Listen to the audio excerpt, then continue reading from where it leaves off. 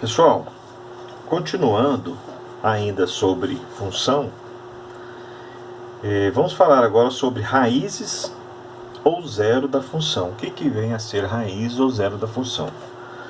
Quando você encontrar um gráfico de uma função e esse gráfico tocar o eixo x, ou seja, é aquele valor, quando você dá o valor do x, a função fica igual a zero, ou seja, vai ser onde ela toca o eixo x, cujo y vale zero. Nesse caso desse exemplo aqui, nós temos aqui para esta função 4 lugares onde ela toca o eixo x. Então seria esses 4 lugares aqui os zeros dessa função. Então o zero da função é aquele valor quando você substitui o x na lei de formação, efetua a conta, a função fica igual a zero. A gente chama de raiz ou zero da função. Então, nesse gráfico aqui, as raízes são o x igual a 4, x igual a b, x igual a c e x igual a d. Outra coisa importante para a gente estudar dentro de uma função é o sinal da função. Ou seja, quando é que a função ela vai ser positiva,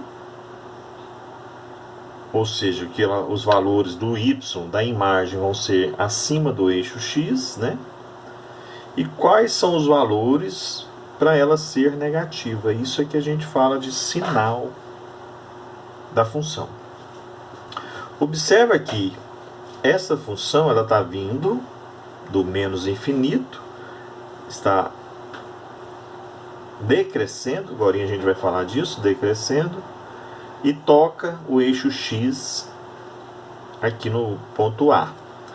Ou seja, do menos infinito até o ponto A, o gráfico está para cima do eixo x. Então nós dizemos que ela é o que? Positiva. Do intervalo de A até B, o gráfico ficou abaixo do eixo x. Então ela vai, nesse intervalo ela é negativa. Depois que ela passa do B, ela volta a ser positiva até o C. Ou seja, parte do gráfico dela está acima do eixo x. É a parte positiva. Depois que ela passa do C, ela volta a ser negativa até o D. E, finalmente, após o D, ela fica positiva. Então, ela tem 1, 2, 3 partes que ela é positiva e 1 e 2 intervalos que ela é negativa. Então, a função ela vai ser maior que zero, ou seja, positiva para cima do eixo x. Neste caso aqui, ela é maior que zero do menos infinito até o A, junto da união de B com C e da união depois do ponto D. Ela é positiva. Ela vai ser negativa, o gráfico vai estar abaixo do eixo x nos intervalos de A até B, unido com o intervalo de C a D. Ok? E o outro tema é quando ela é crescente e quando ela é decrescente. À medida que você aumenta os valores de x, se o x1,